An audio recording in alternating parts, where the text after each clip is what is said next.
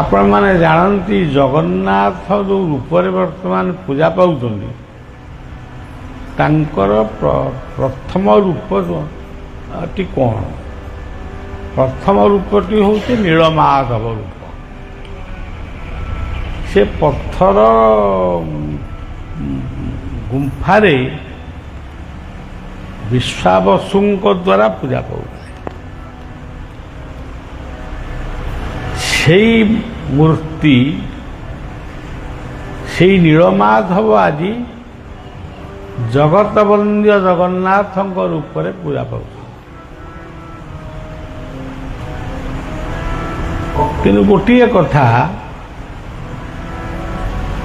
ଆମର ହିନ୍ଦୁ ଶାସ୍ତ୍ରରେ ଲେଖା ଅଛି ଅସମ୍ପୂର୍ଣ୍ଣ ମୂର୍ତ୍ତିଙ୍କୁ ପୂଜା କରିବା ଅନୁଚିତ। ଅସମ୍ପୂର୍ଣ୍ଣ ମୂର୍ତ୍ତି। ତେଣୁ ଜଗନ୍ନାଥଙ୍କର ମୂର୍ତ୍ତି ହେଉଛି ବ୍ୟତିକ୍ରମ ମୂର୍ତ୍ତି।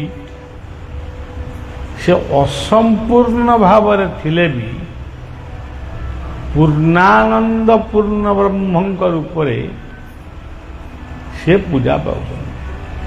ଏଇ ହେଉଛି ଗୋଟେ ପୃଥିବୀରେ ବ୍ୟତିକ୍ରମ। ଧରନ୍ତୁ ଆପଣ ରାମଙ୍କୁ ପୂଜା କରିବେ, ସିଏ ମଣିଷ ରୂପରେ ଅଛନ୍ତି ଏବଂ ତାଙ୍କ କାନ୍ଧରେ ଧନୁ ଅଛି, ଏମିତି ସେ ରୂପରେ ପୂଜା ପାଉଛନ୍ତି। କିନ୍ତୁ ମୂଳ ରୂପଟି ହେଉଛି ମଣିଷ। ମଣିଷ ରାମ ରୂପରେ ଆବିର୍ଭାବ ହେଇଛନ୍ତି। ରାବଣ ଭଳି ଯେଉଁ ଅଶାନ୍ତି ସମାଜର ସୃଷ୍ଟି ହେଇଛି ତା ବିରୁଦ୍ଧରେ ସେ ସଂଗ୍ରାମ କରିବା ପାଇଁ ଆବିର୍ଭାବ ହେଲେ। ଆପଣ କୃଷ୍ଣଙ୍କ ମୂର୍ତ୍ତି ଦେଖନ୍ତୁ, ସେ ମଣିଷ ରୂପରେ ତାଙ୍କର ଶରୀର, ସିଏ ମୁଣ୍ଡରେ ମୟୂର ଚନ୍ଦ୍ରିକା, ପାଦରେ ନୂପୁର, ହାତରେ ବଇଁଶୀ ଏସବୁ ଧରିଛନ୍ତି।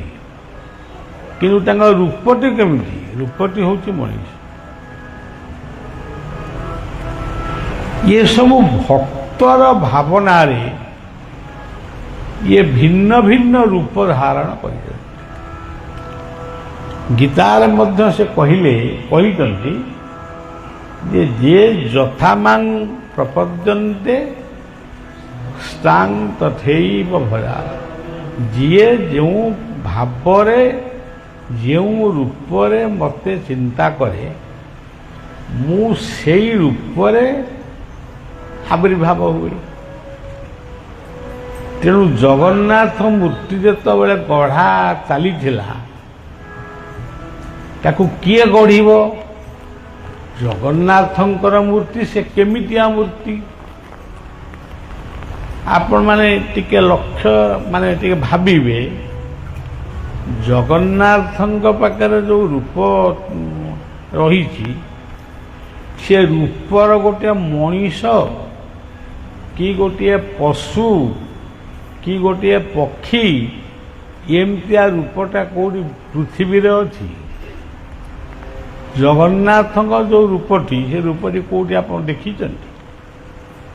ନା କେଉଁ ଜଙ୍ଗଲରେ ଏମିତି ଗୋଟେ ରୂପ ଅଛି ତାକୁ ବି କିଏ କହିଛି? ସିଏ ନିଜକୁ ନିଜେ ତିଆରି ହେଇଛନ୍ତି। କିଏ ତାଙ୍କୁ ତିଆରି କରିବ? ଏଇ ଭାବନା ଯେତେବେଳେ ରାଜମହଲରେ ପରିପ୍ରକାଶ ହେଇଛି ସେତେବେଳେ ଆପଣ ଦେଖନ୍ତୁ ଆମର ଅଚ୍ୟୁତାନନ୍ଦଙ୍କର ଗୋଟିଏ ପଦ ଅଛି, ଭାବ ବିନୋଦିଆ ଠାକୁର ଭକ୍ତ ବତ୍ସଳ ହରି। ଯେତେବେଳେ ରାଜମହଲରେ ଆଲୋଚନା ଚାଲିଛି ଜଗନ୍ନାଥ କେମିତିଆ ମୂର୍ତ୍ତି, ଆମେ ରାମ ମୂର୍ତ୍ତି କରିଦେବୁ, କୃଷ୍ଣ ମୂର୍ତ୍ତି ତିଆରି କରିଦେବୁ, परशुरामଙ୍କ मूर्ति भी तैयारी କରିଦେବୁ किंतु जगन्नाथଙ୍କ मूर्तिटा कोटा आम देखिनु ताकू तैयारी केमती करिबा को मिस्त्री तैयारी ताकू करिवो यही भावना भितरे यही भाव को पूर्ण करिबा पाई निजे भावग्राही गोटे मनीष रूप में आसी पहुंचे सी मनीषर ना हूँ अनंत विश्वकर्मा तेणु अनंत विश्वकर्मा ये ना कि पूरा नुआ भली लगिला सी कहले आपण मैंने कहीं व्यस्त हो मु तैयारी करदेवी आमर पंचसखा जुगर जशवंत दास लिखिं जो बिंधाणीति तोते कला निर्माण से ही तो घटे रहिला यह तेणु से निजे निजकू तैयारी कर से कहले मु तैयारी करी बड़ देउल तैयारी करी तुम देउल तैयारी करी कबाट बंद हम झरका बंद हम कई मत डिस्टर्ब करें मु निरोलारे मोर मूर्ति गढ़ी से आदेश नामाटा को समस्ते ग्रहण कले कबाट बंद है एवं झरका बंद है सब तो बंद है ता भितरे से गढ़ुचंती निजुको निजे गढ़ुचंती से मने पकईचंती सत्य जुगरे मु नृसिंह रूप दिली नारसिंहाय विद्महे नखायुधाय धीमहि तन्नो हरि प्रचोदयात् जोटा अभिनव गौरांगर प्रथम मुख तेणु कली जुगरे मु कौ रूपटा ये रूपटा तो मुझे सारी नरसिंह रूप तापरे से मने पकईचंती त्रेतया जुगर रूप से रूपटी कौन त्रेतायां दशकंठ कंठ हरणम रामाभिरामाकृति मु गोटे राम रूप जन्म होइथिली कौशल्यांक गर्भरु दशरथंक ईश्वर मु जन्म होइथिली मु जंगल को जाइथिली अतीत कथा टे मन पकेले तेणु बर्तमान तो कली जुग ये कली जुगे मु राम पुणी गोटे राम रूप कहीं लोके कहे यही राम होइथिले पुणी हेले तेणु सी मन पकेले द्वापर जुगर अवतार कथा गोपालन परिपालन रजकूले भारा हरे द्वापर से गोपाल घरे बढ़िले आउ से सब गाई गोरु ये सब महिषी ये सब पाले दूध दही सब खाइले एमतिया रूप से थिले महिषी धरी थिले बंशी बजौले जो कथा सब आपण मैंने जानी से कहले मु ये रूप आउ जन्म हेबिनी कारण मुझे रूपटा है आउ गोटे रूप द्वापर जुगरे आसी से होउछन्ति बलराम कलु बहसी बपुसी विषदे बसनं जलदाभं हलहती भीत मिलित जमुनाव केशव ध्रुत हलधर रूप जय जगदीश हरे मु तृषार्त है जमुना को मागिली पानी हे जमुना मते शोष करुची तू टिके मो पाखक आसी मते पानी टिके दिए पीवा ଯମୁନା ଆସିଲାନି। ତେଣୁ ମୁଁ ବିଗିଡ଼ି ଯାଇ ହଳ ଲଙ୍ଗଳଟାକୁ ଧରିଥିଲି। ସେ ଲଙ୍ଗଳକୁ ନମ୍ବେଇ ଦେଲି, ଯମୁନା ଭିତରୁ ସେ ଗୋଟେ ଖନ୍ଦକ ଖୋଳିଦେଲି, ପାଣି ଆସି ମୋ ପାଖରେ ପହଞ୍ଚିଲା, ମୁଁ ପିଇଲି ଆଉ। ତେଣୁ ସେ ରୂପ ବି ମୋର ଆଉ ହବାର ନାହିଁ। ତାହେଲେ ମୁଁ କୋଉ ରୂପଟି ହେବି?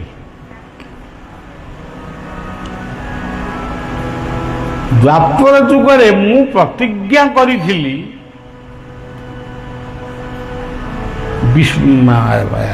ରାଧାରାଣୀଙ୍କ ପାଖରେ ମୁଁ ପ୍ରତିଜ୍ଞା କରିଥିଲି ଯେ ମୁଁ ପରଜନ୍ମରେ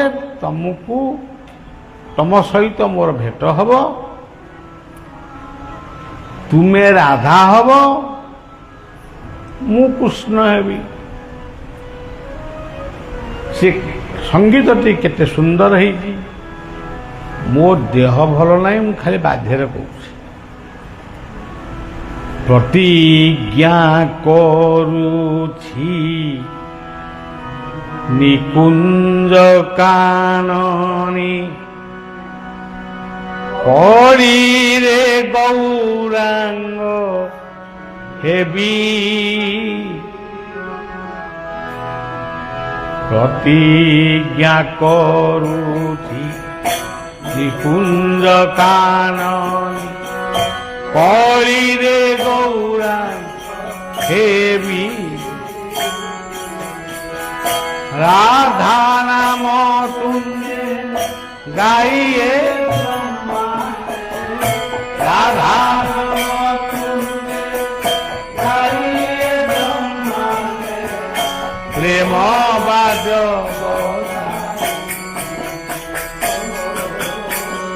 প্রেম বাজ।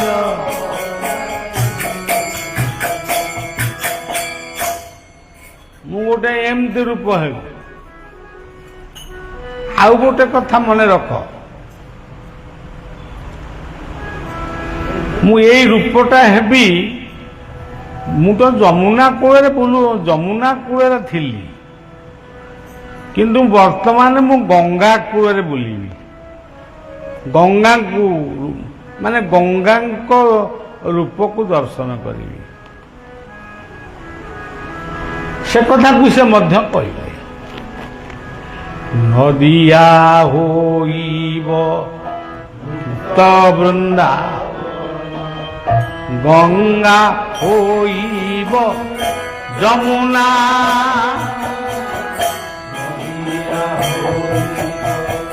গুপ্ত বৃন্দা গঙ্গা হইব যমুনা।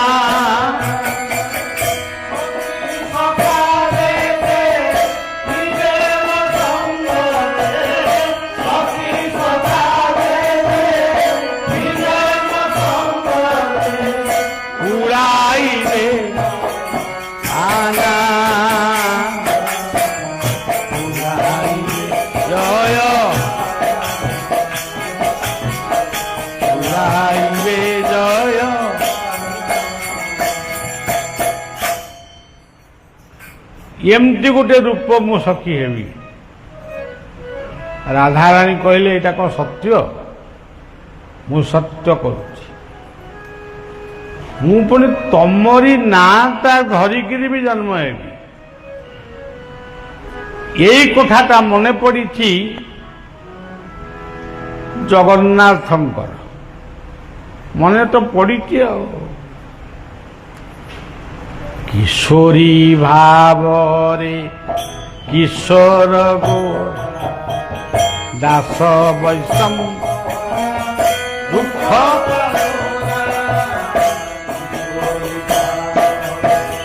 କିଶୋର।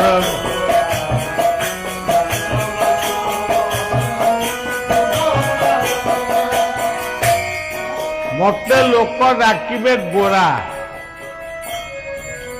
ମତେ ଲୋକ ସବୁ ଡାକିବେ, ସମସ୍ତେ ଡାକିବେ ଗୋରା। ମୁଁ ନିମ୍ବ ଗଛ ମୂଳେ ଜନ୍ମ ହେବି, ମତେ ମୋ ବାପା ମା ନିମାଇ ବୋଲି ଡାକିବେ। ମୁଁ ଗୋଟେ ଏଠି ମାନେ ବିରାଟ ପଣ୍ଡିତ ହେଲି, ମୋତେ ଚୈତନ୍ୟ ପଣ୍ଡିତ ବୋଲି କହିବେ।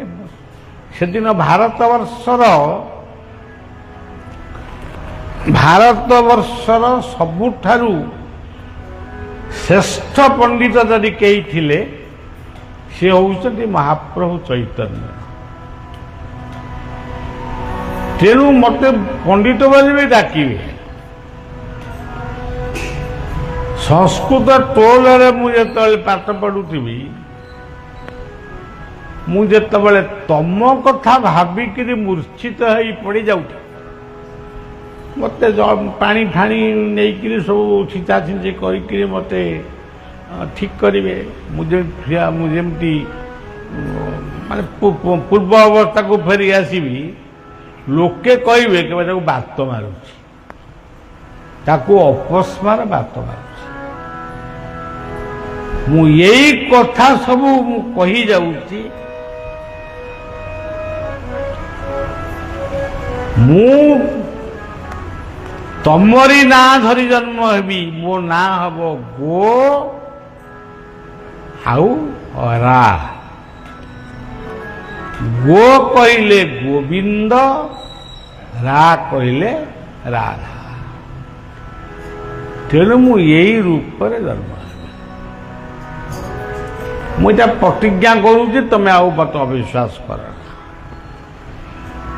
ସେଇ କଥାଟା ଆଜି ଜଗନ୍ନାଥଙ୍କର ମନେ ପଡ଼ିଯାଇଛି। ମୁଁ ଏଇ ରୂପଟା ହେବି।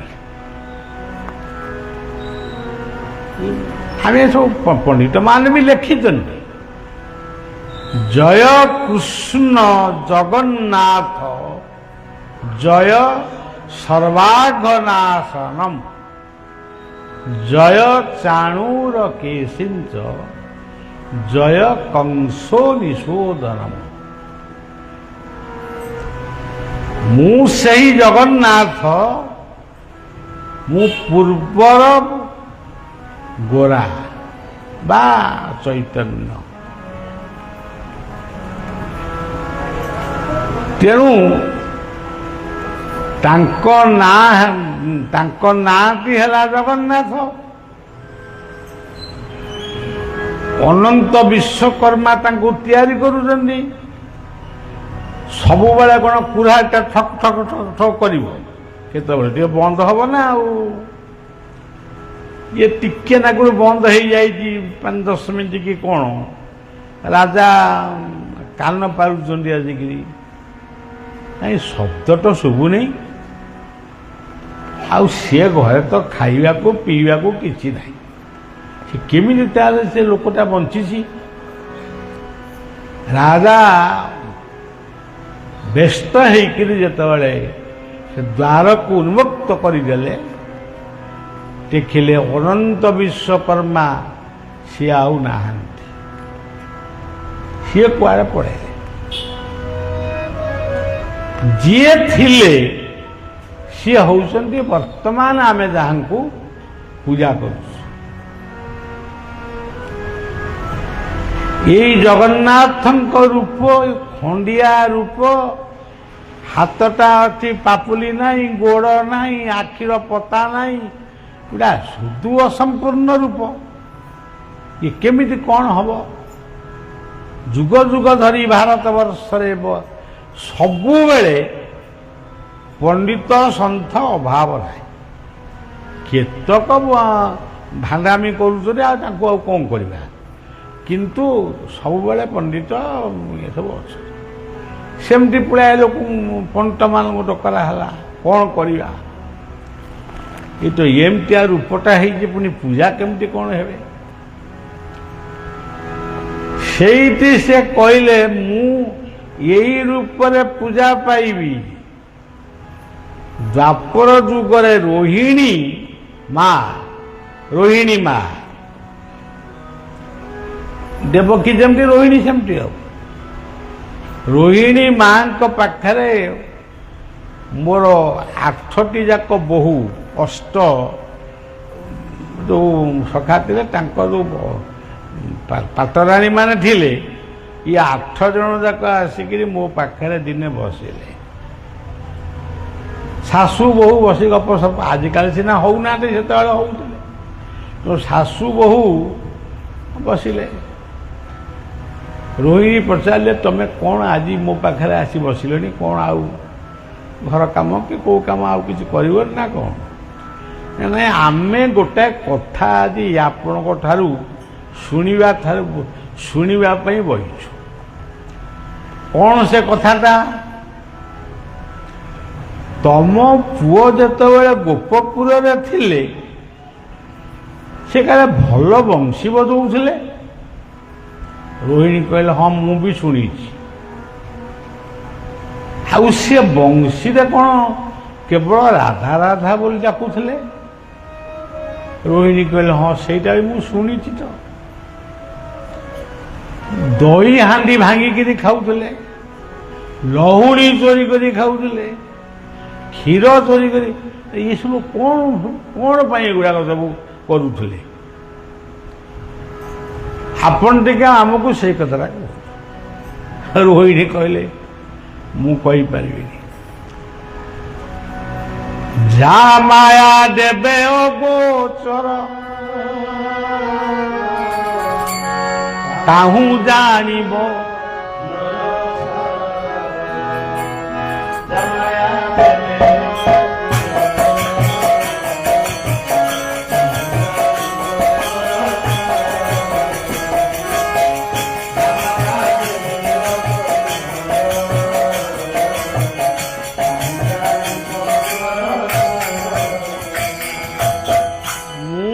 କଥା ତମକୁ କହିପାରିବିନି ନା, ଆପଣ ନ କହିଲେ ଆମେ ଏଠୁ ଉଠିବୁନି। ରୋହିଣୀ ବଡ଼ ଅଡ଼ୁଆରେ ପଇଲେ। ଇଏ ମହା ମୁସ୍କିଲ କଥା। ଭାବିକିରି କହିଲେ ହଁ ମୁଁ ତମକୁ କହିଦିଅନ୍ତି, କିନ୍ତୁ ସୁଭଦ୍ରା ଅଛନ୍ତି ନା, ସୁଭଦ୍ରା ଥିଲେ କ'ଣ ହବ ନା, ମତେ ଗୋଟେ ନିର୍ଦ୍ଦେଶ ଅଛି।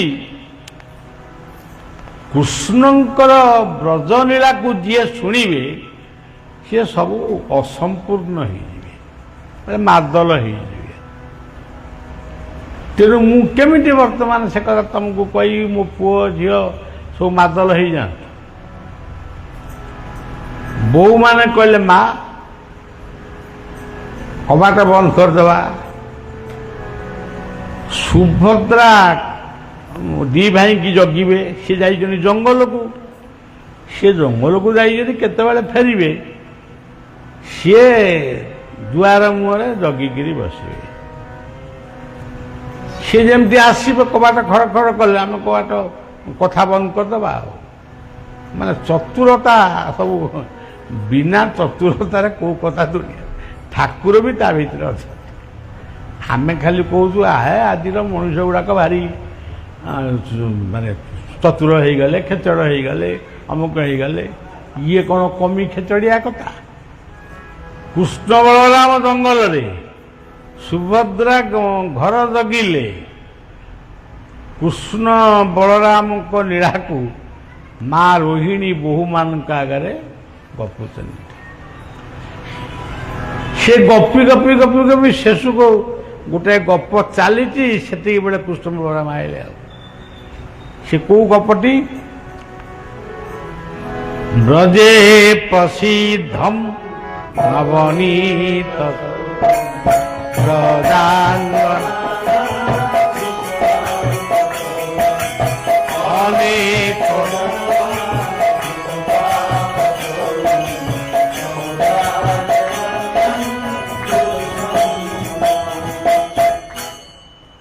ବୋହୂମାନେ କ'ଣ କହିବି ମୋ ପୁଅମାନଙ୍କୁ ତମେ ଭୁଲ ବୁଝିବନି। ବ୍ରଜେ ପ୍ରସିଦ୍ଧମ୍ ନବନୀତ ସୌରମ୍। ଆମ ଘରେ ଦହି ଲହୁଣୀ କ୍ଷୀର କିଛି ଅଭାବ ନାହିଁ। ଏମିତିଆ ଚଗଲା ସେ, ଯାଇକିରି ସେ ଟିପସ ଏ ଟିପସ, ସେ ହାଣ୍ଡିକି ଭାଙ୍ଗେ ଏ ହାଣ୍ଡିକି ଭାଙ୍ଗେ। ଏଇ ହେଉଛି ତା କାମ। ବ୍ରଜେ ପ୍ରସିଦ୍ଧମ୍ ନବନୀତ। ଆଉ ଗୋଟେ କଥା କହିବି, ଅତି ଲଜ୍ଜାର କଥା।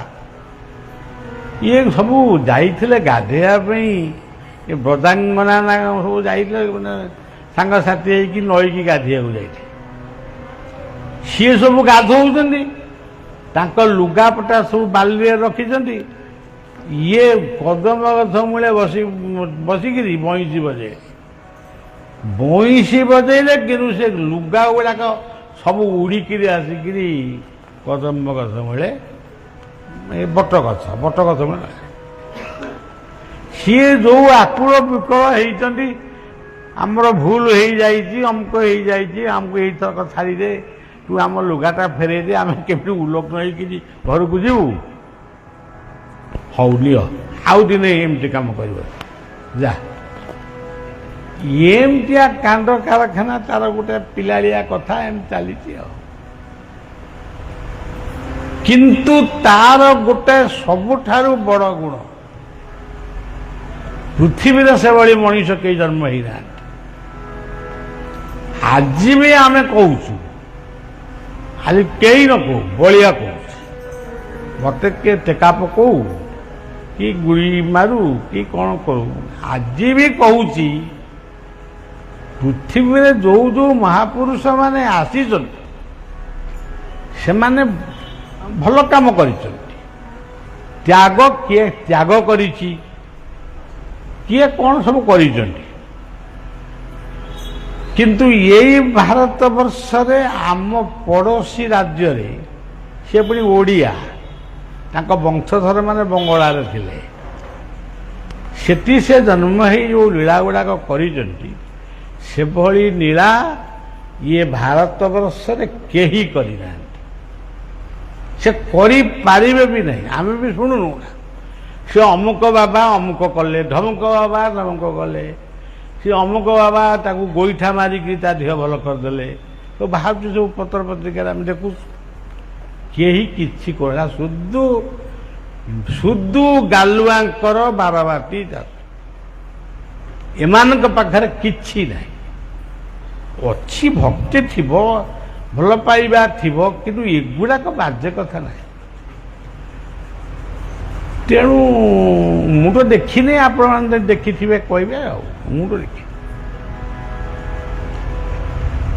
ତେଣୁ ସେଇ କୃଷ୍ଣଙ୍କ ଭଳି ଯେଉଁ ଲୀଳା, ଗୋବର୍ଦ୍ଧନ ପାହାଡ଼କୁ ଟେକିଲେ, ସେ ଥାଉ କାହିଁକି, ଗୋବର୍ଦ୍ଧନ ପାହାଡ଼କୁ ଟେକିଲେ, ସେ ଟେକନ୍ତୁ କି ନ ଟେକନ୍ତୁ, ଗୋଟେଟା ଲେଖିଛନ୍ତି, ଗୋବର୍ଦ୍ଧନ ପାହାଡ଼କୁ କାଣି ଆଙ୍ଗୁଠିରେ ଟେକିଲେ। ଆଚ୍ଛା, ଆପଣମାନେ ନିଜେ କୁହନ୍ତୁ, କାଣି ଆଙ୍ଗୁଠା ଏଇଗୁଡ଼ାକ, ଏ କାଣି ଆଙ୍ଗୁଠିରେ ଗୋବର୍ଦ୍ଧନକୁ ଟେକିଲେ, ଆପଣ ଆଗକୁ ମାନେ କିଏ ବିଶ୍ୱାସ କରିବ? ଗୋଟେ ହାତରେ ଆଗେ ଗୋଟେ ପଥର ଧରିକିରି ଆପଣ ଯାଇପାରିବେ? ଦେହ ମୁଣ୍ଡ କ'ଣ ହେଇଯିବ। ତେଣୁ ତାର ତତ୍ତ୍ୱ ଅଛି, ଏଇଟା ଆଣିଗୁଡ଼ା, ତାର ତତ୍ତ୍ୱ ଅଛି। ତତ୍ତ୍ୱଟି କ'ଣ? ସେ ପ୍ରକୃତ ଗୋବର୍ଦ୍ଧନକୁ ଟେକିଛନ୍ତି। ଗୋ କହିଲେ ଇନ୍ଦ୍ରିୟ, ଇନ୍ଦ୍ରିୟ ଗୁଡ଼ିକ ଯେତେବେଳେ ମଣିଷ ଭିତରେ ବିକ୍ଷିପ୍ତ ହେଇଯାଆନ୍ତି, ତାକୁ ପୁଣି ଦମନ କରିବା ପାଇଁ ଯିଏ ଆସନ୍ତି, ସିଏ ହେଉଛନ୍ତି କୃଷ୍ଣ, ସିଏ ହେଉଛନ୍ତି ଗୁରୁ। ଗୁରୁ ରୂପେ କୃଷ୍ଣ କୃପା ତତ୍ତ୍ୱର ଅବଧି। ତେଣୁ ଏଇ ସବୁ କଥା ଆଉ ବ୍ରଜରେ ପ୍ରସିଦ୍ଧ ହଁ, ଏଇ କଥା ଚାଲିଛି। ବୋହୂମାନେ ହସି ହସିକି ମାନେ ଯେମିତି ମାନେ ପୁରା ଗଡ଼ୁଛନ୍ତି, ମାନେ ମାନେ ତାଙ୍କ ସ୍ୱାମୀଙ୍କ କଥା ପଡ଼ିଛି ତ, ସେ ପୁରା ଭାବ ବିହୋଳ ହେଇଯାଇଛନ୍ତି। ଏତିକି ବେଳେ ଦି ଭାଇ ଯାକ ଆସି ପହଞ୍ଚିଲେ। ଅନ୍ତର୍ଯାମୀ ଅନ୍ତର୍ଗତେ ବାରତା ଜାଣ, ସେ ଜାଣିପାରିଲେ ବୋହୂ ମାନେ ଆଜି ମାଙ୍କ ପାଖରେ ମୋର ଅତୀତ ଇତିହାସକୁ ଶୁଣୁଛନ୍ତି। ଆସିଲେ, ଦେଖିଲେ ସୁଭଦ୍ରା ଜଗିଛନ୍ତି। କହିଲେ, ତୁ କାହିଁ ଏଠି ଠିଆ ହେଇଛୁ? ନା, ମୋତେ ମା କହିଛନ୍ତି ମୁଁ ଏଇଠି ତମକୁ ଦି ଜଣଙ୍କୁ ଜଗିବି, ମୁଁ କବାଟ ଫିଟେଇବିନି। ଇଏ କ'ଣ ମା ତା ଭିତରେ କରୁଛନ୍ତି କି ଖାଉଛନ୍ତି, ତୁ ଆମକୁ କାହିଁ ଜଗିଛୁ ତୁ? ନା ଆମେ କାଳେ 3 ଜଣ ଯାକ ସେ କଥା ଶୁଣିଲେ କାଳେ ବିକଳାଙ୍ଗ ହେଇଯିବା। ତେଣୁ ମା ତ କହିଲା ମୋ ପୁଅ ଝିଅ କାହିଁ ବିକଳାଙ୍ଗ ହେବେ, ଏ ଜଗିଥାନ୍ତୁ, ଏ କଥା ମୁଁ କହିସାରେ ତାପରେ ଫିଟେଇବା କବାଟ। କିନ୍ତୁ ଭଗବାନ କୃଷ୍ଣ କହିଲେ ବର୍ତ୍ତମାନ କବାଟ ଫିଟା, ବର୍ତ୍ତମାନ ସେ କଥାକୁ ଆମେ ଶୁଣିବା।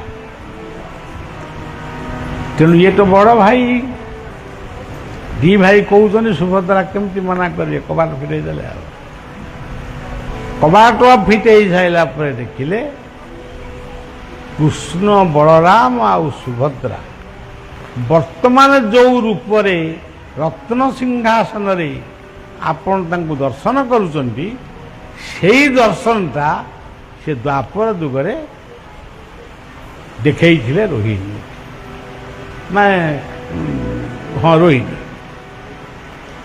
ତେଣୁ ସେଇଠି ଜଗନ୍ନାଥଙ୍କର ମନରେ ଭାବନା ହେଲା ମୁଁ ଏମିତି ଗୋଟାଏ ବିସ୍ମୟ ରୂପ ତିଆରି କରିବି, ଯାହାକୁ କିଏ ମାନିବ, କିଏ ମାନିବେ ନାହିଁ, କିଏ ଫୋପାଡ଼ି ଦେବେ, କିଏ ପୋତି ଦେବେ, କିଏ ନିଆଁ ଲଗେଇ ଦେବେ, କିଏ କୋଉଠି କ'ଣ ମୋତେ କରିବେ। କାରଣ ଏଇଟା ଦେଖାଯାଉନି, ମଣିଷ ଭଳି ଦେଖାଯାଉନି, କି ବିଲେଇ ଭଳି ଦେଖାଯାଉନି, କିଛି ଭଳି ଗୋଟେ ନୂଆ ରୂପ, କିନ୍ତୁ ମୁଁ ସେଇ ରୂପଟା ହେବି। ନୀଳ କନ୍ଦର ବିହାରୀ ଜଗନ୍ନାଥ ତୁମ୍ଭ ଦର୍ଶନେ ପୁରିଲା ମନ। ନୀଳ କନ୍ଦର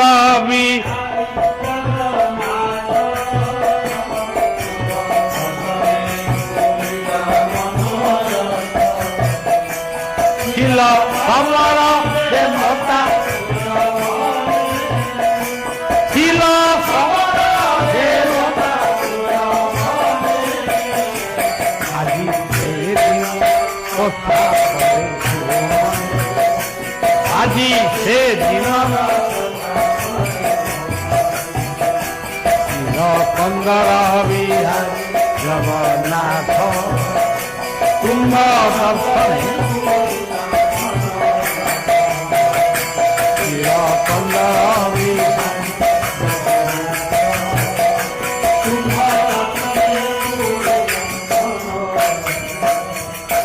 যাকু 8 ବର୍ଷ ବୋଲ ଭାଇ, ଯାକୁ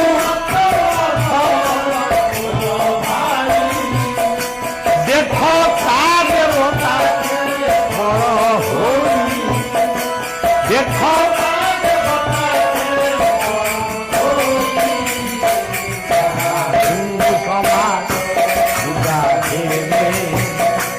ଆଜି ସେଦିନର କଥା, ଆଜି ସେଦିନର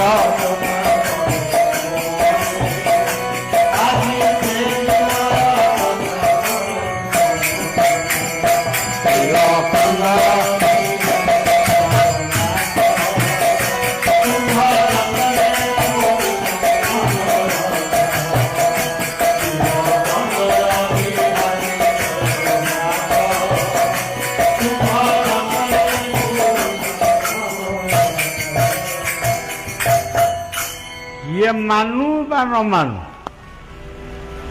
କିଏ କହିପାରେ ଏଗୁଡ଼ା ସବୁ ମନମୁଖୀ କଥା, କିନ୍ତୁ ଆମ ପାଖରେ ଆମେ ଯାହାଙ୍କୁ ପୂଜା କରୁଛୁ ଅଭିନବ ଗୌରାଙ୍ଗ ଜଗନ୍ନାଥ ସେଦିନ ଯେଉଁ ରୂପକୁ ଚିନ୍ତା କରିଥିଲେ, ସେ ଚିନ୍ତନ କରିଥିଲେ ଭଗବାନ ମୁଁ ନୃସିଂହ ରୂପ ହେଇଛି, ମୁଁ ରାମ ରୂପ ହେଇଛି, ମୁଁ କୃଷ୍ଣ ରୂପ ହେଇଛି, ତେଣୁ ଏଠି କୋଉ ରୂପଟା ମୁଁ ହେବି, ତେଣୁ ମୁଁ ଜଗନ୍ନାଥଙ୍କ ରୂପ ହେଇଛି। ଯିଏ ମାନୁ ନ ମାନୁ, କିନ୍ତୁ ଅଭିନବ ଗୌରାଙ୍ଗଙ୍କୁ ଦର୍ଶନ କରିବା ଯାହା, ସିଏ ନୃସିଂହ, ରାମ, କୃଷ୍ଣ, ଚୈତନ୍ୟ, ଜଗନ୍ନାଥଙ୍କୁ ଦର୍ଶନ କରିବା ସେଇଆ। ତାଙ୍କର ଯାହା ମନେ ପଡ଼ିଥିଲା ସେଇଠି, ସେଇ ରୂପଟା ଆମେ ଅଭିନବ ଗୌରାଙ୍କ ପାଖରେ କରିଛୁ ଆଉ କ'ଣ ଭୁଲଟା କ'ଣ କରିଛୁ ଯଦି କିଏ ଭୁଲ କହିବେ ଆପଣମାନେ ଏଇଟାକୁ ଜାଣିଥାନ୍ତି ତାଙ୍କୁ କହିବେ ଯିଏ ନୃସିଂହ ହେଇଥିଲେ ସତ୍ୟ ଦୈତ୍ୟ କୁଳାଦିନାଥ ମନ୍ଥନମ୍ ସୂର୍ଯ୍ୟନ୍ଦୁବିକେଶ୍ୱରୀ ତ୍ରେତାୟଂ ଦଶ କଣ୍ଠ କଣ୍ଠ ହରଣ ଗୋପାଳନ ପରିପାଳନ ଶ୍ରୀ ଗୌରାଙ୍ଗ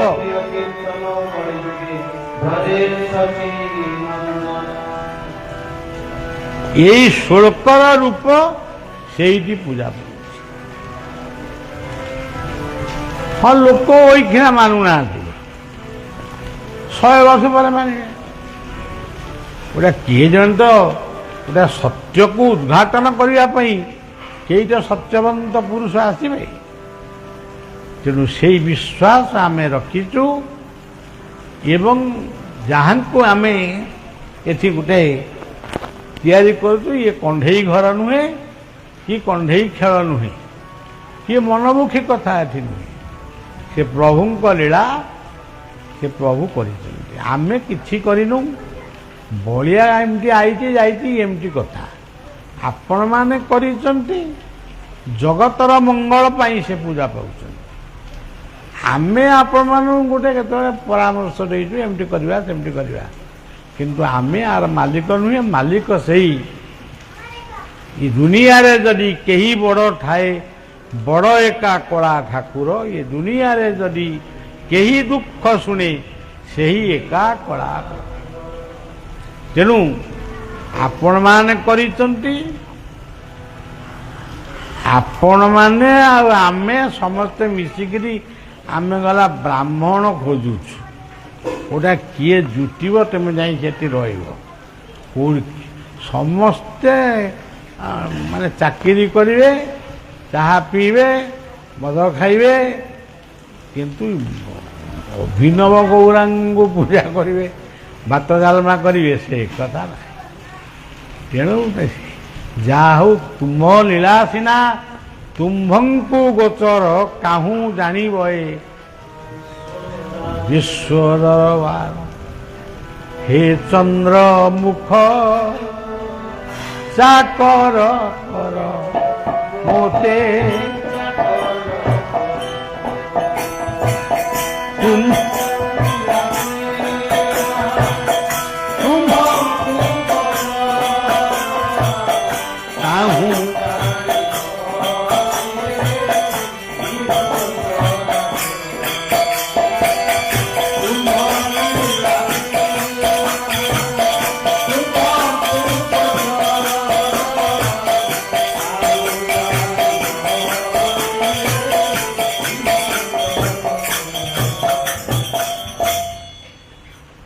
এই ଯେଉଁ ଗସ୍ତରେ ବଳିଆ ଆପଣମାନଙ୍କ ପାଖରେ ପହଞ୍ଚିଛି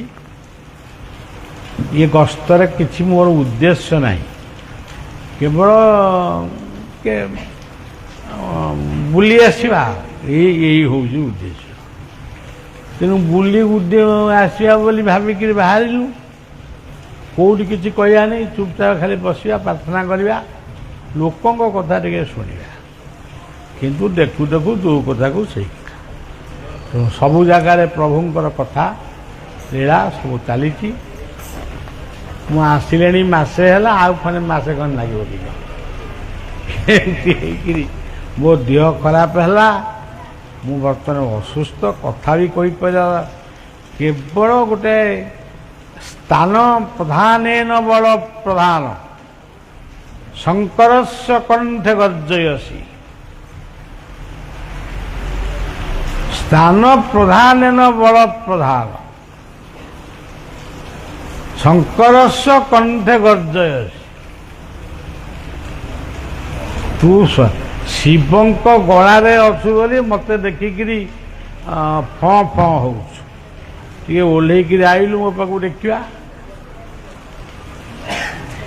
ତେଣୁ କେବଳ ତାଙ୍କରି ଦୟା କୃପା ଏଇସବୁ ଟିକେ ଟିକେ ରହିଛି ମୁଣ୍ଡ ଭିତରେ ତେଣୁ ସବୁ ଆପଣମାନଙ୍କୁ କହିଲି ଅଭିନବଙ୍କ ସମ୍ପର୍କରେ ଆମେ ପୁଣି ପରବର୍ତ୍ତୀ ସମୟରେ କର୍ମକର୍ତ୍ତାମାନଙ୍କୁ ବସେଇ ପୁଣି ଆଲୋଚନା ଟିକେ କରିବା ଏବଂ ଏ ପୂର୍ଣ୍ଣପୀଠ ସବୁ ଯୁଗ ଯୁଗ ଧରି ରହନ୍ତୁ।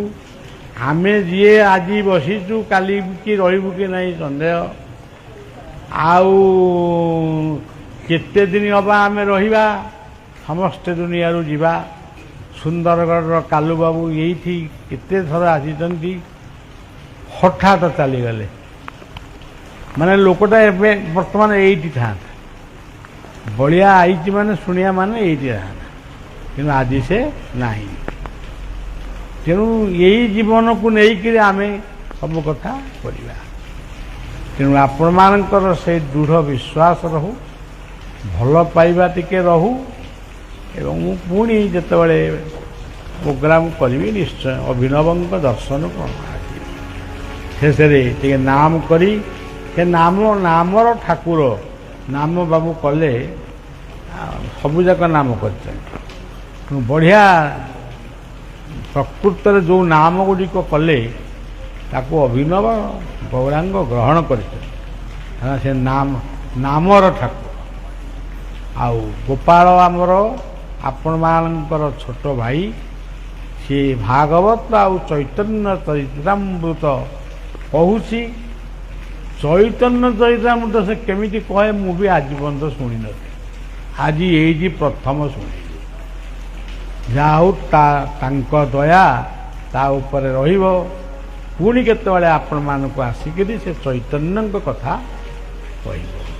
ଏତିକିରୁ ବଳିଆ କଥାକୁ ବିଶ୍ରାମ ଦେଉଛି।